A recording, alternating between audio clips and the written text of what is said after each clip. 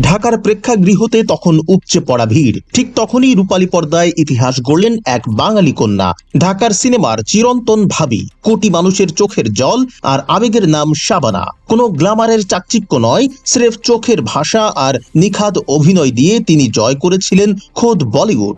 বলিউডের প্রথম সুপারস্টার রাজেশ খান্না সেদিন এই বাঙালি ললনার অভিনয়ে মুগ্ধ হয়ে বুকে জড়িয়ে নিয়েছিলেন। তৈরি হয়েছিল শত্রু সিনেমা, যা এদেশের মানুষ ভালোবেসে নাম দিয়েছিল বিরোধ।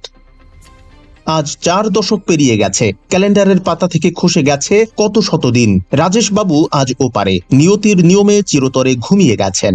আর আমাদের শাবানা, তিনি আজ রূপালী পর্দার আলো ঝলমলে দুনিয়া থেকে বহু দূরে, একাকিত্বের এক চাদর মুড়ি দিয়ে প্রবাসে কাটান নিঃশব্দ জীবন।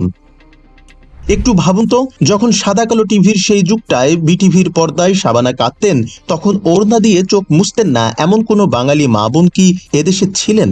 আজ সেই সোনালী দিনগুলো শুধুই অতীত। রঞ্জিত মল্লিকের সেই হুঙ্কার, ছোট্ট মাস্টার তাপুর সেই নিষ্পাপ অভিনয়, আর রাজেশ খান্নার সাথে শাবানার সেই রাজকীয় রসায়ন, সব আজ রূপকথার মতো শোনায়। আমরা কি আসলেই আমাদের গুণীদের কদর করতে পেরেছি, নাকি সস্তা আধুনিকতার ভিড়ে হারিয়ে ফেলেছি আমাদের শিকড়? আজ সিনেমা হলগুলো ভাঙা, স্মৃতিগুলো ধূসর, কিন্তু ভাঙেনি বাঙালির আবেগ। ওপারে রাজেশ খান্না হয়তো ভালো আছেন, কিন্তু এপারে আমাদের শাবানা আজও প্রতিটি সিনেমা খোরদের হৃদয়ে এক জীবন্ত দীর্ঘশ্বাস হয়ে আছেন।